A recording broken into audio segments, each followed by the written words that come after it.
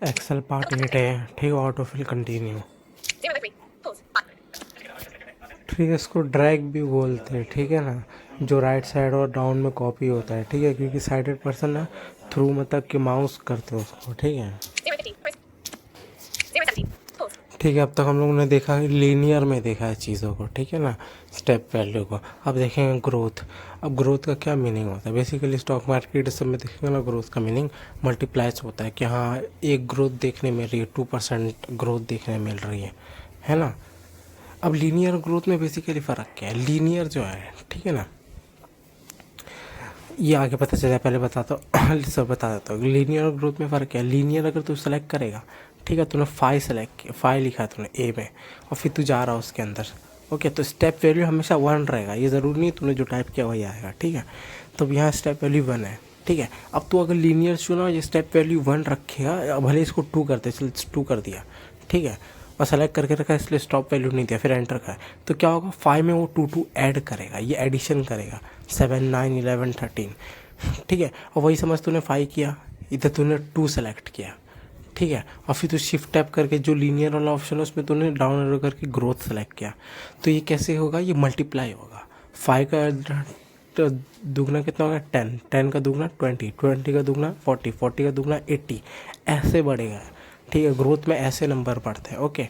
अगर समझ तूने स्टेप वैल्यू 5 डाल दिया और तूने नॉर्मल सेल में भी 5 डाला है, ग्रोथ चुन लिया, तो 5 से मल्टीप्लाई होगा, 5 का मल्टीप्लाई 25, फिर 5 को मल्टीप्लाई बाय कितना हो गया? 125, ऐसा होगा, ठीक है। जब तक तू कोई स्टॉप वैल्यू नहीं देता या तू कोई सेल सेलेक्ट करके नहीं रखता, ठीक है। नेक्स्ट टॉपिक है ऑटो फिल करके टॉपिक, ठीक है। ऑटो फिल क्या है? अब हम लोगों ने देखा नंबर ये सब खुद, ये जब भी देखा लीनियर देखा, ग्रोथ देखा, ठीक है। अब लाइक मैं A1 में संडे लिखता हूँ, मुझे चाहिए वीकडे लिखना, मैं संडे है और मैंने 7 सेल। अब ऑटो फिल करना 2 कंडीशन है, ठीक है। एक तो तेरे को उसको सीक्वेंस बना के देना, तेरे को करना क्या है ना, वो बता के देना तेरे को, और दूसरा तेरे को सिलेक्शन रेंज सेलेक्ट करके देना है कि कहाँ से कहाँ तक चाहिए, तब भी ऑटो फिल अप्लाई होगा, ठीक है। मैंने संडे A1 में लिखा, मैंने 7 सेल सेलेक्ट कर दिया, ठीक है। मुझे ऑटो फिल करना है तो मैं वही करूँगा, उसके अंदर जाऊँगा, ठीक है। स्टेप वैल्यू में शिफ्ट टैप करेंगे, ये डेज वीक वाले में, ओके। इसमें जाएगा ना, लीनियर पड़ेगा, ग्रोथ पड़ेगा, ग्रोथ के फिर डेट पड़ेगा, डेट में टैप करियो तो उधर अलग अलग ऑप्शन आएंगे, day, week day, month, year, ठीक है। डे सेलेक्ट करके एंटर कर देगा तो संडे ही रहेगा, ठीक है, आगे नहीं जाएगा। बस ये ऑप्शन बताने को बता रहा हूँ। आगे क्यों नहीं जा रहा है? क्योंकि हम लोग ने एक्सेल को बस बताया डे सेलेक्ट किया है, वो नहीं बताया कि हम लोग को आगे ऑटो फिल करना है ना। तो उधर क्या करेंगे, उधर ही जो ऑप्शन है ना अभी ध्यान से सुन, ये जो ग्रोथ लीनियर में, इसी में ना सर को ऑटो फिल का ऑप्शन दिखा रहा है, बट अपने को इसमें नहीं दिखा रहा था, अपने को स्टेप वैल्यू को शिफ्ट टैप करके 2 बार करना पड़ रहा था, तब दिखा रहा था। ओके, ट्राई करियो। ऑटो फिल तो एंटर करिए, तो जितना तो सेलेक्ट किया वो Sunday, Monday, Tuesday, Wednesday, Thursday, Friday, Sunday कर देगा, ठीक है, सैटरडे तक कर देगा। अब तो समझ संडे को किया, फिर तूने A2 में ट्यूसडे डाला, फिर तो ऑटो फिल अप्लाई करेगा तो क्या करेगा ये? Monday, Tuesday, Thursday, Saturday. ऐसा क्यों? क्योंकि तूने एक पैटर्न दिया, मैं क्या बोला, एक पैटर्न तेरे को बना के देना है इसको, और दूसरा सिलेक्शन करना है। पैटर्न वो समझ गया, संडे के बाद डायरेक्ट ट्यूसडे, मतलब एक छोड़ दिया, मतलब आगे भी वैसे ही कंटिन्यू करना है। ये चीज़ नंबर में भी कर सकता है, ठीक है। जैसे तूने 1 डाल दिया, फिर अगले पे 2 डाल दिया, फिर ऑटो फिल डाल दिया, तो फिर वो आगे कंटिन्यू करता रहेगा जहाँ तक तूने सेलेक्ट किया। सेम चीज़ डेट में भी है, डेट में भी हम लोग ने अप्लाई किया था कि हम लोग ने 1 अक्टूबर का डेट डाल दिया, फिर सेलेक्ट कर लिया जितना चाहिए, ऑटो फिल डाल दिया और आगे कर दिया, डेट सब डाल दिया, ओके। ये ऑटो फिल का थोड़ा फ़ायदा है,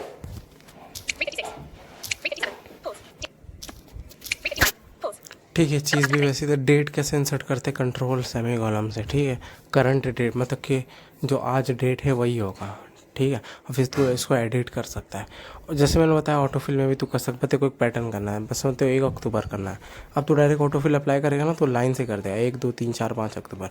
अगर तुझे कि नहीं गैप चाहिए तो तेरे को सेकंड पैटर्न भी बनाना ज़रूरी है। जैसे तूने एक में 1 अक्टूबर लिखा, फिर सेकंड में समझ तूने 3 अक्टूबर लिखा, फिर ऑटो फिल कर रहा है, तब वो लेगा 4 3 5 7 9, क्योंकि वो पैटर्न समझ जाएगा। अगर तेरे को संडे संडे अप्लाई करना, संडे का हफ्ता 5 अक्टूबर को, ठीक है, और फिर तेरे को अगले भी संडे सब करना, तो उसको थोड़ी समझेगा, है ना। ये एक बार ट्राई करके देखना बिना वो किए, ओके। तो भाई तेरे को फिर दूसरी बार भी भरना पड़ेगा, और अगले सेल में भी तेरे को भरना पड़ेगा। अगला संडे का पड़ा, समझ अगला संडे पड़ा 12 तारीख को, है ना। तो फिर तो उसके बाद ऑटो फिल अप्लाई कर, तो ऑटोमेटिक समझ जाएगा भाई कब का कब जाना नहीं जाना है, ठीक है। और इधर ना तू इंसर्ट F से फॉर्मेटिंग भी चेक कर सकता है, ये तू ट्राई करना, अब तक मैंने चेक नहीं किया था, ये ज़्यादा तो अच्छे से पता चलता है, ओके। अगर समझ तू जैसे कि अगर मतलब संडे चुनता है, ठीक है, 5 डाला, फिर तूने 12 अक्टूबर डाला, तो दोनों के बीच में गैप कितना, 7 दिन का है, तो स्टेप वैल्यू भी ना 7 दिखाएगा। ये चीज़ ध्यान रखना, ये इसमें वैल्यू रखता है, ठीक है। अब अगर देखते हैं कि हम लोग को समझ 19 तारीख है, अब 19 तारीख ही चाहिए लेकिन महीना चेंज चाहिए। जैसे अब 19 अक्टूबर है तो अपने चाहिए नवंबर हो, दिसंबर, जनवरी, बस अगले सेल्स में वही फिल हो, ठीक है। तो वो सेल सेलेक्ट करेंगे, ठीक है, 19 अक्टूबर डाल दिया हम लोग ने। उसके बाद हम लोग क्या जाएंगे, ऑटो उधर था ना, मैं बताया था कि डेट के अंदर अलग अलग ऑप्शन है, डेट, वीकडे, मंथ को सेलेक्ट करना, टैप करना, टैप करने पे क्या होगा, स्टेप वैल्यू 1 दिखाएगा। 1 इधर किया है, इधर 1 है ना, तो बस एक एक मंथ बढ़ेगा। अगर तो इधर इसको 2 कर देगा ना तो 2 मंथ, जैसे अक्टूबर, दिसंबर, फरवरी ऐसे बढ़ेगा। तो इधर 1 है, फिर टैप टैप करके ओके करेगा तो ऑटोमेटिक फिल हो जाएगा। ईयर का भी सेम है, ईयर का ऑप्शन चुनियो, ठीक है। स्टेप वैल्यू 1 रहेगा तो एक साल बढ़ेगा, 2 कर देगा तो 2 साल बढ़ेगा, ठीक है। अगर 2 करेगा तो 2025 27 पे जंप करेगा, ठीक है। ईयर का भी सेम है।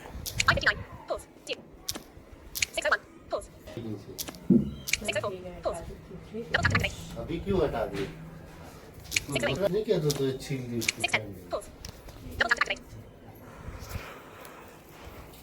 ठीक है, जैसे अब डेट अपने को नॉर्मल दिखा रहा है, बहुत लोगों को यूएसए टाइप दिखाता है, पहले मंथ दिखाता है, फिर ठीक है ना, फिर डेट, फिर ईयर, ठीक है। अगर चेंज करना तो क्या करेगा, अगर यूएसए वाला दिखा रहा है, ठीक है, विंडो आ करके सेटिंग में जाना, फिर उधर टाइम एंड लैंग्वेज करके होगा, उसको चुनना, ठीक है। फिर टैप करके एक बार होगा रीजन एंड लैंग्वेज करके उसके अंदर जाना, फिर टैप टैप करके कॉम्बो बॉक्स चुनना, उसमें यूएसए चुना होगा, तो आई ढूंढ के इंडिया करके एंटर कर दिया, बस हो जाएगा, ठीक है। अब अपने को किसी कॉलम में टाइम इंसर्ट करना है, तो फिर कंट्रोल कोलन मतलब कंट्रोल शिफ्ट और सेमी कोलन, ठीक है ना। अगर एक ही कॉलम में अपने को मतलब डेट टाइम दोनों इंसर्ट करना है तो डेट डाल दे पहले, फिर स्पेस कर दे, फिर तू मतलब कि इसका शॉर्टकट मार इस टाइम का कंट्रोल एंटर कर दे। जब तक तू कंट्रोल एंटर नहीं करेगा एक्सेप्ट नहीं करेगा ना, तो डेट एंड टाइम कर सकता है। अब ये जो है ना, ये अनचेंजेबल है, मतलब चेंज नहीं होगा ये, ठीक है ना। डेट मतलब तूने डेट डाल दिया, ठीक है, करने को डेट टाइम चेंज नहीं होगा, लेकिन तो कुछ चीज़ चेंजेबल चाहिए, है ना, कि टॉप ऑफ द फाइल बस एक जगह लिख दिया, वो हर जगह चेंज हो, अपने आप अपडेट होता रहे, कब कब फोड़ रहा मैं, तो कैसे करेंगे, ठीक है। तो उसके लिए फार्मूला टाइप करना पड़ेगा, सिर्फ डेट डालने का फार्मूला है equals today, left parent, right parent, control enter, ऐसे डेट अपडेट हो जाएगा, ओके। डेट अपने हिसाब से फिर जब तू खुले तब तक अपडेट होगा, ठीक है। और फिर देखो डेट एंड टाइम दोनों देखो एक ही कॉलम में करना है, ठीक है। तो इसका है now colon now left parent right parent, तो इससे हो जाएगा, ठीक है, ओके। ये चीज़ ध्यान रखना है। अब इसके बाद देखते हैं बैंक पासबुक, ठीक है। बैंक पासबुक कैसे बनता है, ठीक है। अब समझे कि A1 में आ गया, सीरियल नंबर आ गया, 5 तक लिखे, A5 तक लिखे, ठीक है। अब B1 में आगे क्या आ जाएगा, B1 में आ जाएगा अब पर्टिकुलर मतलब क्या, किससे निकाला है, ऑनलाइन थ्रू, कैश है ना, या ATM थ्रू निकाला है, या चेक के थ्रू, ठीक है। B2 में ये आ जाएगा, ठीक है, पर्टिकुलर लिखे। अब C1 में क्या आएगा, C1 में आएगा डेबिट मतलब कितना निकाला, ठीक है। फिर D1 में आ जाएगा क्रेडिट मतलब कितना डाला है, ठीक है। और फिर E1 में आ जाएगा टोटल बैलेंस, ठीक है। अब समझ तूने सीरियल नंबर 1 डाल दिया A2 में, ठीक है, फिर तो B2 में चेक डाल दिया, ठीक है। और समझ तूने क्रेडिट मतलब जो C2 है मतलब डेबिट है, जितना तूने निकाला, समझ तूने 5,000 निकाला, ठीक है। फिर तू क्रेडिट किया 10,000, मतलब 10,000 तूने वापस डाला है, ठीक है। अब तो टोटल बैलेंस पाएगा। तो यहाँ अब देखो ना ऐसा अपडेट, अब देखो यहाँ फार्मूला अप्लाई करना है, क्या फार्मूला अप्लाई करना पड़ेगा, ठीक है। बैलेंस पहले इक्वल्स, ओके, हाँ इक्वल्स, ओके, फिर C, हाँ इक्वल्स डालना, इक्वल्स D2, ओके, डैश मतलब माइनस C2 मतलब तो क्रेडिट जो था, मतलब तूने पैसा डाला 10,000, अब माइनस करा तो 5,000, क्योंकि 5,000 तूने निकाला था उस दिन, है ना। तो फिर ये 5,000 हो गया, फिर तू कंट्रोल एंटर करेगा तो 5,000 आ जाएगा आंसर। ये फर्स्ट कॉलम का। अगर तू सेकंड कॉलम में कर रहा, समझ तू सेकंड कॉलम में सेम चीज़ डाला, लेकिन समझ तो सेकंड कॉलम में पेटीएम डाल दिया, ठीक है, पर्टिकुलर में, और डेबिट में 6,000 है और क्रेडिट में 10,000 है, ठीक है। अब तेरे को क्या करना है, ठीक है, माइनस करना है तेरे को, ये टोटल बैलेंस है इसको, ठीक है। तो टोटल बैलेंस किधर है, टोटल बैलेंस तो ऊपर है, ऊपर वाले सेल में है ना, तो वैसे ही करना है, ठीक है। कैसे करना है, इक्वल्स, ओके, ऊपर वाला सेल रेफरेंस देना E2, कि E2 में अपना टोटल बैलेंस लिखा हुआ है ना, ठीक है, E2, ठीक है। फिर डैश C3 में क्या है, जो 6,000 निकाले, ठीक है। फिर प्लस D3, मतलब वापस हम लोगों ने 10,000 डाले, है ना। फिर कंट्रोल एंटर करेगा तो आंसर आ जाएगा उसका, ठीक है। फिर तो ऐसे कॉपी पेस्ट करके थ्रू यूज़ कर सकता है, बाकी तू मतलब जो शीट बनवाया है सर ने उसके थ्रू भी तू चेक करके सीख सकता है, ठीक है। ठीक है, अब अगला देखेंगे अटेंडेंस शीट बनाना, ठीक है। अटेंडेंस शीट कैसे बनेगा, ठीक है। अटेंडेंस शीट में पहले समझ A1 में तो डालेगा सीरियल नंबर 10 स्टूडेंट, मतलब A10 तक तूने डाल दिया स्टूडेंट, 9 स्टूडेंट है तेरे पास, ठीक है। और फिर तू B1 में डालेगा नेम्स, स्टूडेंट के नेम्स, ठीक है ना। फिर तू C1 में डालेगा डेट, करंट डेट डालेगा, कंट्रोल सेमी कोलन से, ठीक है। और फिर टूवर्ड्स राइट मतलब ये C1 से D1 तक ये ना सेलेक्ट करेगा तो 31 रो, ठीक है। 31 रो सेलेक्ट, कॉलम सेलेक्ट किया, ऑटो फिल करना ताकि डेट फिल हो जाए 1 अक्टूबर से लेके समझ 31 अक्टूबर तक कर दिया तूने, ठीक है। ऐसा टूवर्ड्स राइट करना, जैसे C1 D1 ऐसा करके AG1 तक अपना हो रहा था टोटल, ठीक है। तो यहाँ तक आके डेट डाल दिए, ठीक है।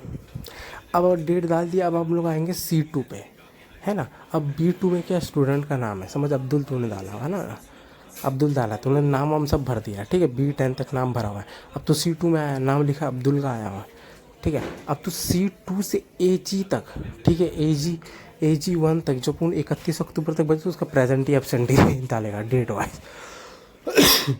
प्रेजेंटी के लिए P डालेगा, एब्सेंटी के लिए A डालेगा।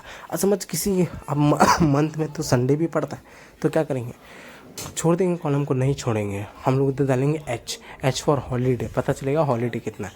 ऐसे फिल करना हम लोग ने फिल किया, ठीक है। अब एक साथ में पूरा 31 फिल किया तो हम लोग ने ऑटो फिल का सहारा लिया, है ना। फिर कंट्रोल R कंट्रोल D का भी सहारा लिया। लेकिन जब यूजुअली मतलब जब होता है प्रेजेंटी एब्सेंटी तो पर डे लगता है, ज़्यादा से ज़्यादा 3-4 दिन का लगता है, छूट जाता है तो, ठीक है। तो उसमें इतना प्रॉब्लम नहीं होता। समझ सबका प्रेजेंटी एब्सेंटी तूने डाल दिया 9 बच्चों का, ठीक है ना, A1 से A10 तक। अब तो AG1 में आया, 31 अक्टूबर है। अब तो आएगा AH1 में, AH1 में आया, इधर तू लिखिएगा टोटल प्रेजेंटी। अब अपने को टोटल प्रेजेंटी भी करनी है, ठीक है। फिर तू आएगा AH2 में, यहाँ फार्मूला अप्लाई करेंगे टूरिज्म। अब टोटल प्रेजेंटी का फार्मूला क्या आएगा, ये ना कंडीशनल वाला है। अब टोटल प्रेजेंटी में हम लोगों ने प्रेजेंटी भी डाला, एब्सेंटी भी डाला उसको रो में पूरे में, है ना। H भी डाला, हॉलीडे भी डाला, तो उसको पता कैसे चलेगा निकालना है, तो उसको बताना है कि अगर पास प्रेजेंटी है तो काउंट करना, ना तो नहीं करना, तो ये कंडीशनल हो गया, ठीक है। तो इसका formula equals count, COUNT, count की स्पेलिंग IF, इफ़, कंडीशनल में हमेशा इफ़ लगता है, ठीक है। फिर लेफ्ट पेरेंट सेल रेफरेंस क्या है, सेल रेफरेंस है C2 से AG2 तक, है ना,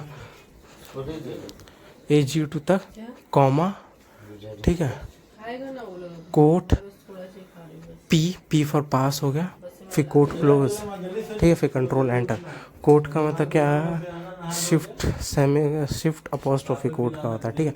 P फॉर पास, तो ऐसे निकल जाएगा, मतलब पास का फॉर्मूला होता है, और नंबर तो बता था 18 19 कितना उसका प्रेजेंट ही है, ठीक है।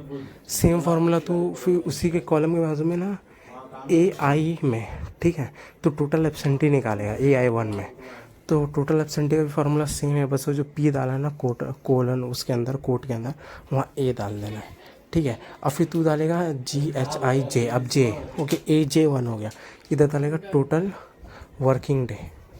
अब टोटल वर्किंग डे क्या है, मतलब अब टोटल वर्किंग डे मंथ में कितना होता है एक्सेप्ट संडे को छोड़ के, तो उसका फार्मूला क्या होगा, समझ AJ2 में आ गया। AJ2 का फार्मूला क्या होगा, इक्वल्स, ओके, इक्वल्स ऐड करना, एडिशन करना, इक्वल्स AH2, ठीक है, प्लस AI2, ठीक है। AI2 समझ के AH2 में 18 था प्रेजेंट, ठीक है, और AI2 में 19 एब्सेंट, मतलब 9 एब्सेंटी था, तो कितना 27।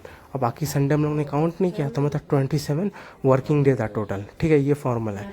और फिर GHIJK, हाँ K, AK1 में लिखेंगे टोटल हॉलीडे का भी सेम फार्मूला है, ठीक है। बस वो जो कोट है ना, कोट के अंदर H करना है, H डालना, बाकी फार्मूला सेम है, सेल रेफरेंस भी देना है। ये पर्टिकुलर एक बच्चे का बता रहा हूँ, ठीक है। अब सर से पूछना, सर अगर हम लोग को परसेंटेज निकालना है, अगर किसी बच्चे ने मतलब कि कितना परसेंटेज उस मंथ में अटेंड किया, तो एक बार पूछना, ठीक है, कैसे निकलेगा ये। ये अटेंडेंस शीट था। बाकी शीट देख के प्रैक्टिस करके ज़्यादा समझे, ऑडियो थ्रू ज़्यादा नहीं समझेगा एक्सेल में, ठीक है।